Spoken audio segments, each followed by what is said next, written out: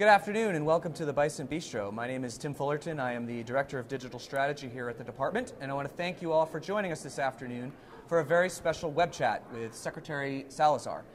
He will be taking your questions over the next hour on a variety of topics related to the department. So we're going to just go ahead and get started here and kick it over to the Secretary for some opening remarks before we get to your questions. Mr. Secretary. Thank you very much, Tim. For me, as your Secretary of Interior, I've had the great honor of being the custodian of America's natural resources and America's heritage. The 76,000 employees of the Department of Interior are the very best in the country, and I am so delighted to have had the great opportunity and privilege to work with all of you now for 4 years, going in 3 months. We are the best department in the United States, and I'm very proud of each and every one of you and the great work you do every day. Great.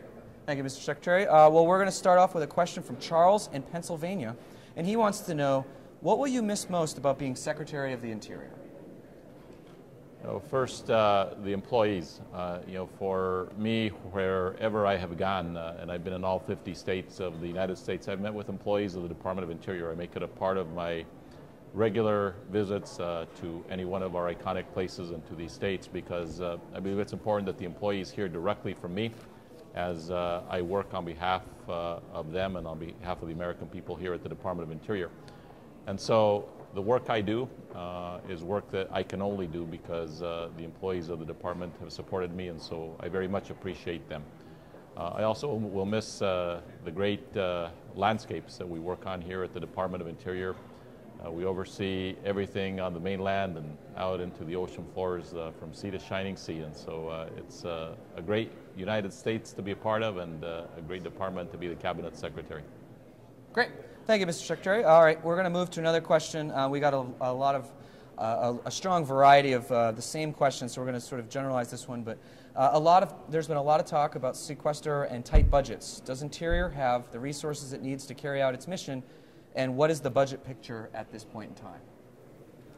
We don't have the budget that we need to carry out our mission and to continue to carry out the mission. The fact is that the sequester is harsh and unnecessary, and it should never have happened. In fact, when it was put together by the Congress, there was a sense that it was so draconian that it would never happen, that the action would be taken so that sequester simply would not occur. And yet it occurred, and the consequence of sequester has meant that for us in this fiscal year, we're going to have to take about 9% of our budget in the remaining 6 months, and that means that our employees are going to be affected, and that's what hurts me a lot. It also means that the programs and services that we provide to the American public, the nearly 500 million visitors to our many public lands, are going to be impacted as well. And so that is of great concern. And then in addition to that, there's an additional $278 million cut that is imposed on the department by the continuing resolution for the remainder of the year. So the fiscal picture today is not one that is a good one. The President, however, has put forward a plan to the United States Congress, and we will keep pushing on the Congress to act because the Congress should go ahead and take action that puts the fiscal house of the United States in order, and at the same time funds programs that are very important to the United States of America. To put this in context to all of you who are watching, the sequester combined with the cuts in the continuing resolution essentially erode the budget of the Department of Interior to where it was some 10 years ago. That's not good, especially when we consider the fact that we have a population which is a very growing population. The Department of Interior is continuing to play an increasingly important role in the energy security of the United States of America. We play a huge role in tourism and recreation and the economic future of our country. The work that we do for First Americans and Alaska Natives is a huge priority, and all the work that we do across this country. So I'm hopeful that the United States Congress sees the importance of making sure that government programs, including here at the Department of Interior, are funded at an appropriate level so that we can continue to do the work that we do on behalf of the American people.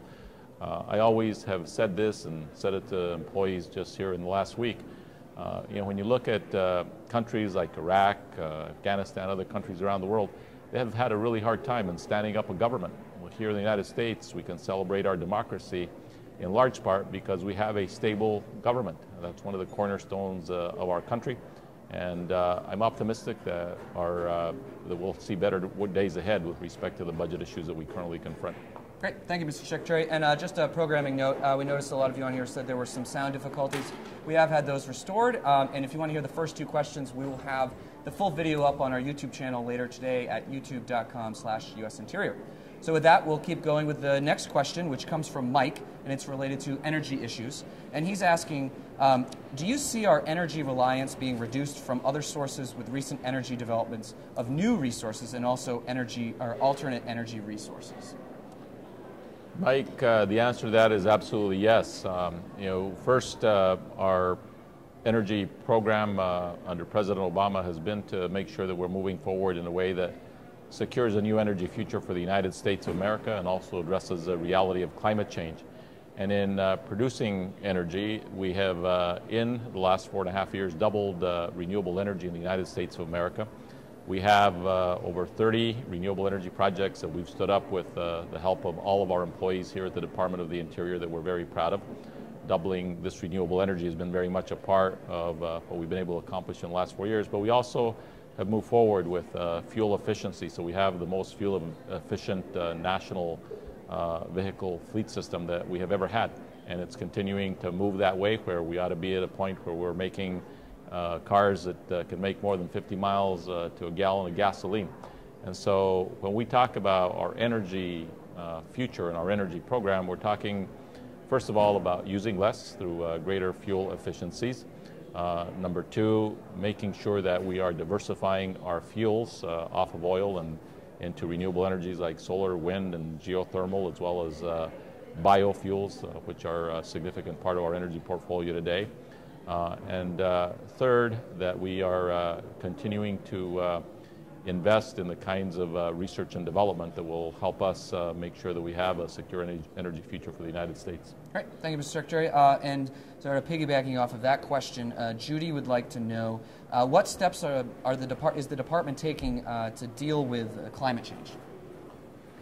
Judy, climate change for us at the Department of Interior is a real deal because we get to see it firsthand, probably in a very different way than most Americans get to see it. We get to see it first when we go to places like the Arctic and we see what's happening with the disappearance of the Arctic ice.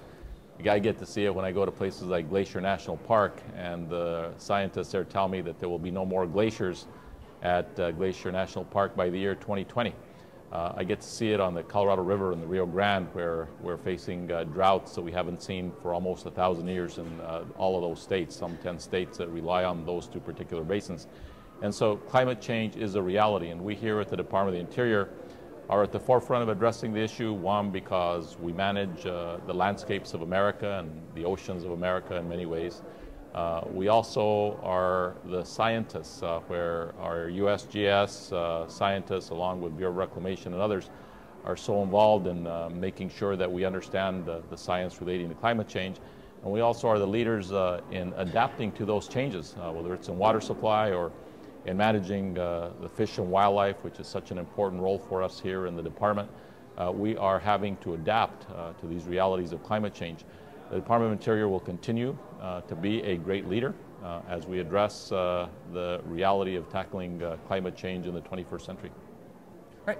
We're going to move on to a question about Indian country, and Dave wants to know, at this point, do you feel that to promote economic development in Indian country, the tools are in place that simply need to be used more effectively, or is there still new legislation, new funding programs, et cetera, that are needed to effectively promote development in Indian country? That's from Dave? Yes. Dave, let me first say that the work that we have done with First Americans and Alaska Natives over the last 4 years has simply been historic. We resolved the Cobell litigation, which had really hamstrung this department and our whole relationship with the entire with the Indian community throughout the United States. We also have moved forward and have resolved water rights conflicts, which have been ongoing decade after decade around the country. Brought in a whole host of new empowerment efforts in Indian country. So there's a lot that has been done. Having said that, Indian country still suffers from great poverty and from huge challenges. and we continue to figure out ways of doing better. There's still a lot more work to be done, and we can't make the world in the way that we want to remake it with respect to our relationship in Indian country in such a short time. So there's just a lot more work to be done. President Obama's direction to me has been clear. The first Americans of the United States and Alaska Natives deserve to be a part of the American dream and to have the same opportunity as everybody else. And so we'll continue to make sure we turn over every stone within our power to make sure that we make that happen. And to follow up on that question, Barbara in Colorado wanted to know, what do you feel is your personal accomplishments with Indian country as a whole and as Secretary of Interior? You know, Barbara, first, the achievement of the new relationship. We have a relationship of respect with Indian country, recognizing the sovereignty that Indian tribes have, the 566 tribes of the nation. And the government-to-government consultations that have been ushered in under the President's executive order have been huge. We've had four tribal conferences, not five, four tribal conferences here at Interior with the President of the United States and the leaders of Indian country. And then specifically on programs, there are literally thousands of projects under many programs that we have implemented over the last 4 years. I won't go through all of them. I'll give you one example, the Navajo water supply pipeline, which for the first time will bring potable water to the 200,000 Navajos and the residents of Gallup, New Mexico. Had been a pipe dream for decades and decades and decades, and yet we have had the ribbon cutting on that. There were 10,000 feet of the pipeline that have already been constructed, and soon there will be real water being delivered to Navajo chapters who had never had any water supply before. So many projects like that we've seen all around the nation that we're very proud of. Great. Thank you, Mr. Secretary. And if you're just joining us, Secretary Salazar is answering your questions about his time here as Secretary of the Interior. If we are reading some of them that have come in through email, we're also going to be getting to some on the chat in just a few minutes. So if you're interested in asking some questions, feel free to use the chat window, and we'll do our best to get there as quickly as we possibly can. And so the next question is related to the national monument announcements that we made last week, and there's some people asking, are there any chances for further designations in the next coming years? And if there are, what are some of the things that the groups can do to help promote their areas that they'd like to see that designation take place? Thank you, Tim. It is a great question, and I just returned late last night from Ohio, where we celebrated the Buffalo Soldiers and Colonel Young and his home is one of the 5 national monuments the President created last Monday in the Oval Office. We were in New Mexico with Rio Grande del Norte, in Washington State with the San Juan Islands, Delaware with First State National Park, and also in Maryland with Harriet Tubman. Those 5 monuments are in addition to the 4 monuments which the President had created earlier under his authority under the Antiquities Act, and there are places that we are very proud of all around the country. For the future, I would say that one of the hallmarks of each of these actions is the fact that there were so many people on the ground who were organizing and raising the importance of these very special places, both natural places and historic places, raising the level of attention and community engagement and involvement and support of those projects. And so I would say to all of you who are watching this and who are saying, we have these very special places and we would like them protected, get yourselves organized in the same way that the entire community of Taos and Taos County organized themselves, or the San Juan Islands in Washington State, or the community that supported Harriet Tubman. All of these had great local community support, and that's one of the cornerstones of our America's Great Outdoors program, and that is that we have a conservation ethic here, which I'm very proud of under this president, and one of the cornerstones of it is that we're listening to what the voices are telling us in the local community. Great, thank you, Mr. Secretary. The next question comes from George, and he wants to know, once the Secretary had learned how big of a driver of the economy hunting and fishing is in the U.S., what has Interior done to promote these things? Hunting and fishing is a huge economic driver in the United States, and in fact all of outdoor recreation is. We have over 6 million jobs a year that are created just through outdoor recreation. So you think about the hunters and the anglers, the kayakers, the boaters, the rafters, the bikers, the walkers, the bird watchers, and the list goes on. They create a huge number of jobs here in the United States. In addition, many of our iconic places are who bring people from around the world here to the United States. And so we look ahead and we know that tourism and outdoor recreation are huge economic job creators for the United States of America. So we'll continue to support those efforts. In hunting and fishing alone, I'm very proud of the fact that for the first time in many decades, we have had hunting and fishing increase in the number of anglers and hunters that we have. So there's been about a 9% increase in the number of hunters, about a 10% increase in the number of anglers. That's the first time in about a 30-year history that we start seeing these numbers increase. And so to continue to promote hunting and fishing and outdoor recreation, America's Great Outdoors has a number of initiatives that are focused in, yes, on large landscapes like the Flint Hills of Kansas and the Everglades of Florida.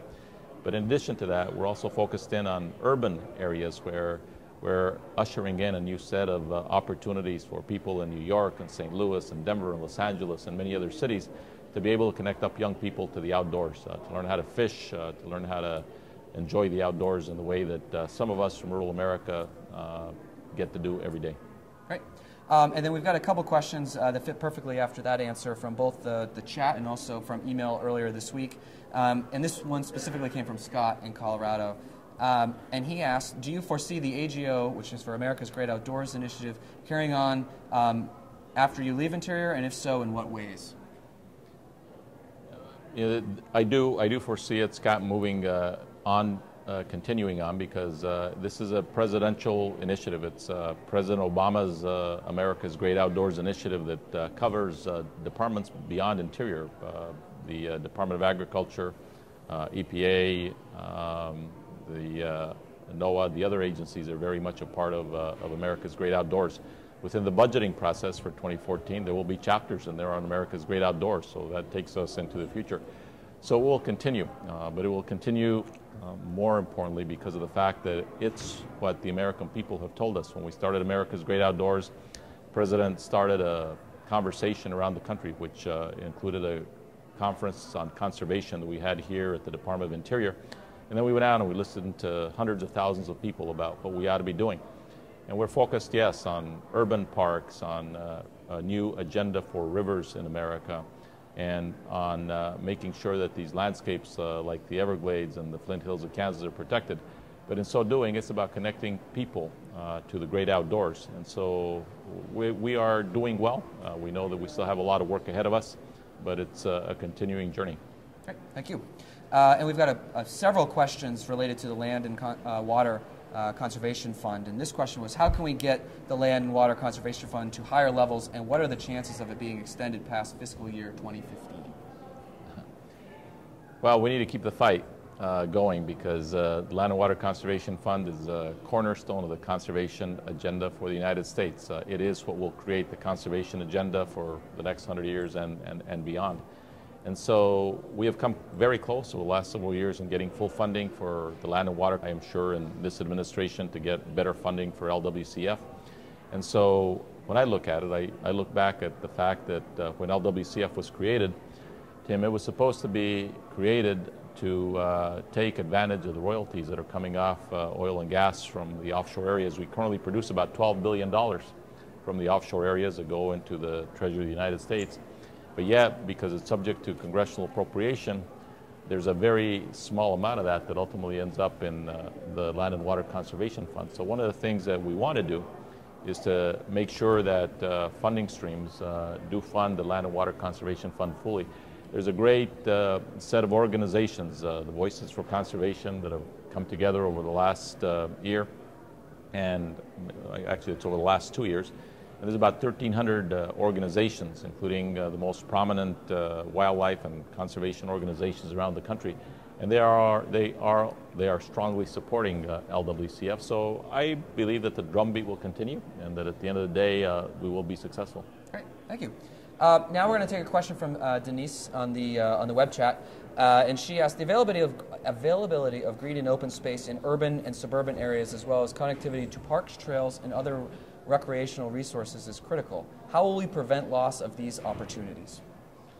You know, we need to be proactive, and we need to do it, Denise, very much at the local level. You know, when I went to the city of New York now some 4 years ago and met with Mayor Bloomberg and a host of people who were working on Jamaica Bay there, one of the things that's very apparent to me is that the National Park Service and Interior operated very much in a siloed fashion. We didn't connect up a lot with the city of New York, and yet 27,000 acres of the waterfront in the city of New York is managed and owned by the United States and our department. And so we put together an effort in an MOU, which Mayor Bloomberg and I signed, which is creating a seamless set of parks and outdoor recreational opportunities, including the whole restoration of Jamaica Bay with biking and trail and camping opportunities. In fact, the largest urban campground in the country will be there in the New York area. And so we have these kinds of examples that we can point to in the city of St. Louis, Denver, Colorado, and the Rocky Mountain Greenway, Los Angeles, along the Los Angeles River and the San Joaquin River, a whole host of other places. We need to continue to push for those kinds of specific opportunities, and that will be a significant part of the America's Great Outdoors agenda into the future. Great. And we're going to move to a question related to oil and gas, and this is a question from Diane.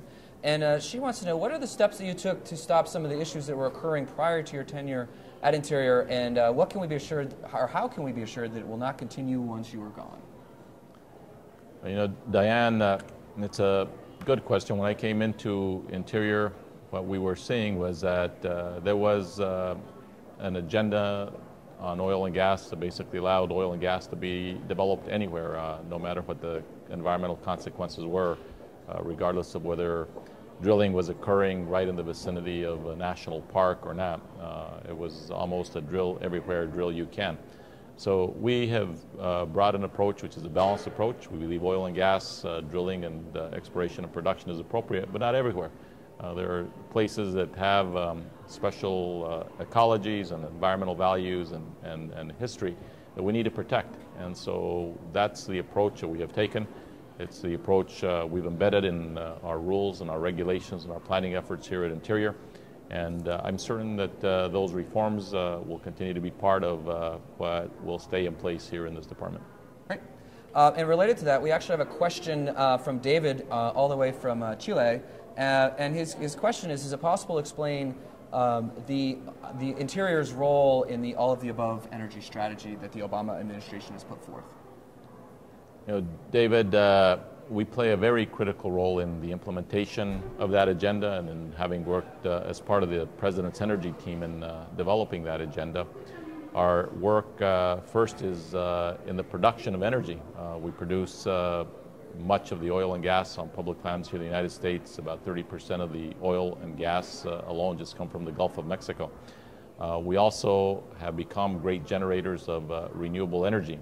There was very little renewable energy on public lands when President Obama came into office. Today, we have permitted over 11,000 megawatts of power on public lands. That's the equivalent of about 33 power plants of generation already on public lands in the United States of America. And some of these power plants are the largest in the world. The largest solar power plants in the world are now sprouting from the deserts of Nevada and California.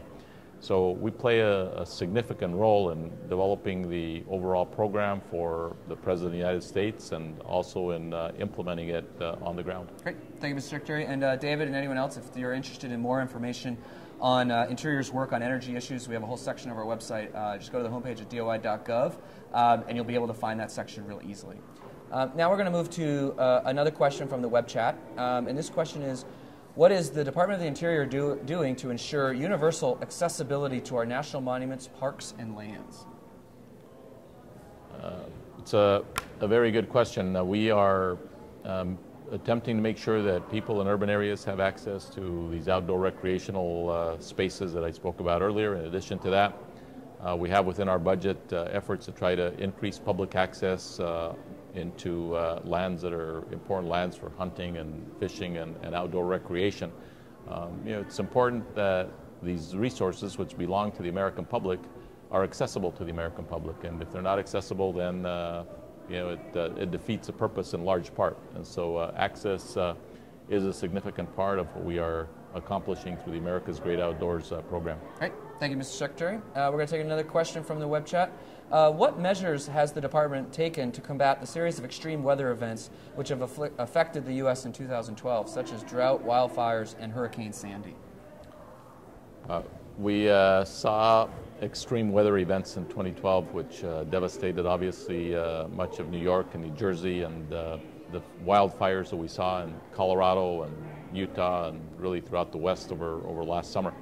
So we're working to do everything that we can to make sure that as we rebuild, that there is resiliency in how places are being rebuilt. For example, with Hurricane Sandy and the response efforts there, the investments that are going into all of the wildlife refuges and the national parks along the Atlantic seaboard are going to be significant, and they will be taking into account the fact that we have rising seas and storm surges that we didn't see before. And so our facilities will be more resilient, and our communities around all these facilities will also be more resilient as a result of some of these efforts. Fires, it's a huge issue. It'll continue to be a huge issue. In 2014, in 2013, we expect, just because of the drought conditions that are prevalent now over much of the United States of America. So, we are hurt by the sequester, and that we don't have the same number of firefighters to fight these fires. So it's going to be touch and go as we go through this summer.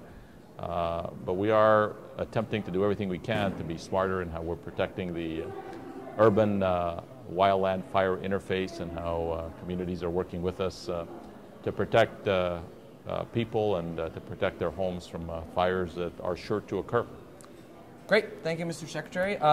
We're getting a lot of really great questions on the web chat, so we're going to keep firing through as many of these as we can over the next few minutes. And this next question is related to private enterprise working with the department. What is the process for private enterprise to work with the department on a variety of initiatives? Specifically, how would a business with an innovative idea reach out to your organization?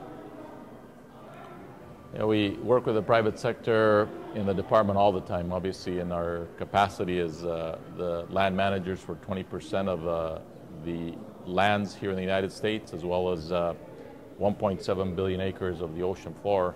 We have a huge interface with the private sector. In terms of ideas that people might have relative to work that we can do here to enhance our relationship, we're always open. So I have an Assistant Secretary, Ria Sue, head of the Policy Management and Budget Office, or just communicate to us on our website with your ideas. The fact of the matter is, Tim, as we know, we don't have all the wisdom in the world here to know what all the answers are to the tough issues that we face, and so we welcome your ideas. We are, by the way, the department that has, I think, one of the largest small business participation efforts. I think about 60% of all of the work that goes out from this department actually goes to small businesses. So small businesses are a very key part of our constituency here at the Department of Interior. Great. Thank you, Mr. Secretary.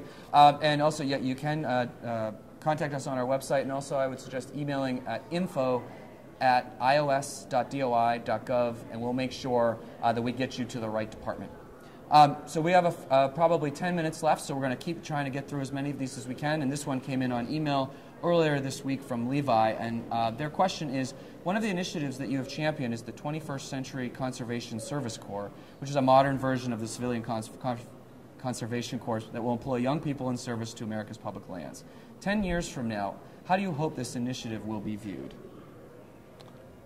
Levi, I hope that in 10 years from now that we'll have 100,000 young Americans working in our public lands around the country, much as the Civilian Conservation Corps did during the days of the Great Depression. When I became Secretary of Interior, it was not a priority. We have created a program where last year alone we had over 22,000 young people ages 15 to 25 who were working at our wildlife refuges, our national parks, our BLM national monuments, and all around the department. And so we're going to continue to do that to see how far we can push the 21st Century Civilian Conservation Corps with all of our partners, including the Student Conservation Association and others. So my hope, frankly, is that it grows. And really for several reasons. First, we need to have a new generation of people to come and work here at the department. We will have about 40% of our department employees who will be retirement eligible between now and 2016. And so the young people who come and work for us really become the workforce of the future. And second of all, it also helps us deliver on the mission of the department. When you have people who are out there working to maintain trails or helping biologists count fish and do all the rest of the work that we do here at the Department of Interior, it also is a way of getting some great work done by young people who are great contributors to the department. Great, thank you, Mr. Secretary. And this question comes from Robert, and he would like to know, what do you see as the federal role in the restoration of the Salton Sea? Hey, Robert, thank you for the question. I visited the Salton Sea with Senator Barbara Boxer and with other members of Congress not too long ago. And there is a significant role. It's a very complicated issue because the Salton Sea, as you know, is an artificial sea, but it also is one of the most important wildlife habitats along that whole Pacific Flyway. One of the immediate things that we're trying to do is to figure out how we can protect and expand one of the wildlife refuges that is right there next to the Salton Sea. And we're hopeful that we'll find ways of being able to get that done in the short term. The longer term issues have to do with securing water supply, and so we're working very closely with the state of California in looking at their comprehensive plan for the Salton Sea and how it is that we at Interior might be able to help with that effort. Great. So we're going to move from the Salton Sea to Alaska, and Verner on the chat says, you have called Bristol Bay, Alaska a national treasure for its huge runs of wild salmon and other fisheries that provide 40% of America's wild seafood. What is your vision for protecting Bristol Bay? You know, Bristol Bay is one of the iconic places of America that should in fact be protected and protected forever. And the President and I, in putting together the plans for the Outer Continental Shelf, put Bristol Bay off limits to oil and gas development. And so that's under the current authority that we have with regard to one law, the Outer Continental Shelf Lands Act. My personal hope is that we continue to build on that protection so that Bristol Bay is in fact protected forever. Great. All right, we are going to have time for 3 more questions. And for those of you who are just joining us, we'll have the video of this whole entire web chat up on our YouTube channel at youtube.com/US Interior. So we'll have 3 more questions, and then we'll have a wrap-up from the Secretary, and then we'll be done. So this question comes from Lowell in Maryland. And his question is, we hear, Mr. Secretary, what is the biggest single achievement that our community could collectively work together to accomplish during the current administration's remaining 4 years? That's a very broad question, Lowell, but let me respond in probably an equally broad way. I think what we need more in the United States of America than ever before is unity, and it's people of the country that really give voice to the greatness in each of us and in our communities. You know, we have been dealing with a Congress that has been very much in gridlock, and that's why we're dealing now with a sequester that shouldn't have happened and dealing with some tough fiscal issues that are really unnecessary to the greatness of this country. Necessary only in that we need to deal with the fiscal issues that are so important to us, and those are being dealt with, but it needs to be dealt in a balanced way. So I would say continuing to let the voices of the American people speak to the members of Congress so that we can accomplish an agenda which is equal to what the expectations are of the United States of America. You know, we need to tackle the major issues of energy and climate change and put together an immigration reform package which is comprehensive, that lives up to the moral values that we have as a country. We need to make sure that the conservation legacy of the United States of America is one that is going to withstand the test of time and that we'll be very proud of in the year 2113. And so there's a lot of work that has to be done, but at the end of the day, democracy like the United States of America responds when the people of America raise their voices, and I hope that that's what happens in Maryland and everywhere else around the country. Great. All right, and this is we got this question in a variety of formats, so we'll try to ask it as broadly as possible so that it answers as many people's questions as possible. But in your 4 years at Interior, what you felt was your greatest accomplishment, and what was the one thing you thought was the biggest regret in your time at Interior? You know, the greatest accomplishment at Interior really was that we reformed the Department of Interior. When I came in as Secretary now over 4 years ago, the department was downtrodden, science had been forgotten, the conservation agenda was second, and it was basically a place where oil and gas leases were being handed out everywhere willy-nilly. Today, we have reformed the Department of Interior. We have an agenda which is a robust and comprehensive agenda on conservation. It started with the signing by the President of the 2009 Public Lands Act, which is the most important conservation legislation in 30 years. Culminated in the capstone just last week with the President signing off on 5 national monuments. We have moved forward with an all-of-the-above energy strategy that has captured the power of the sun and the power of geothermal and the power of the wind. We're moving forward as well with this whole new relationship with the First Americans of the United States of America. And so that all is part of a reform agenda, which I am very proud of. You know, in terms of what we would have done differently, I can't think of many things that we would have done differently. We worked tirelessly on behalf of the American people. It hasn't been me. I worked hard, yes, but it really is the 76,000 employees of the Department of Interior. Those who are the career employees who have really made the biggest contribution. And so I'm very proud of them, very proud of the leadership of the department as well as our career employees throughout. Right. And we have one final question for you, and it comes from Alex on the chat. And their question is, what advice would you give to Sally Jewell, who is the President's nominee to be the next Secretary of the Interior? Yeah, my advice to Sally would be to enjoy the job.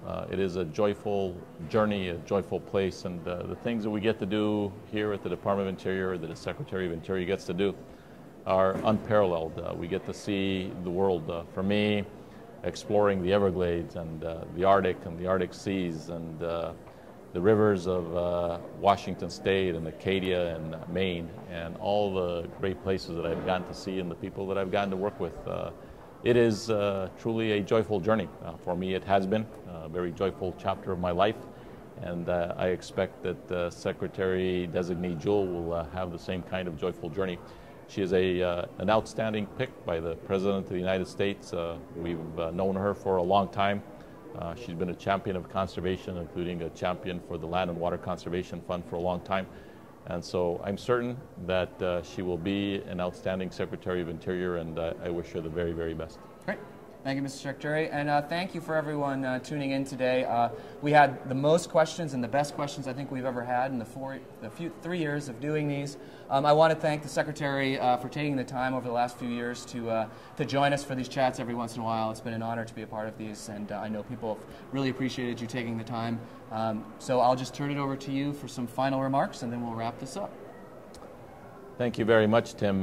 You know, in the digital age, we now do these things. You know, in the past, people would learn about the department mostly through newspapers and occasionally through television. Now, the digital world is upon us, and Tim Fullerton and the entire communications team have really created not only major reform, but it's really been a revolution in how we communicate through new media. And in fact, some of you hopefully have already checked out our Instagram and the great photographs that are coming in from all around the country that really show the splendor of our planet. So in closing, what I would just say to all of you who are on this web chat, we have some great days ahead. I've never been more optimistic about the United States of America and our world. And it's important for us to know that the whole Earth follows what we do here in the United States in the areas of energy, conservation, indigenous people, water, youth, all of those things that we talked about during this web chat. And so continue to follow what this department does, because it has a huge impact on the lives and the future of our nation, but also on the future of the world. Thank you very, very much. Thank you, Mr. Secretary, and thank you for everyone for tuning in. And if you'd like to contact us, you can email us at newmedia@ios.doi.gov, and we will be in touch in the near future. Thank you very much.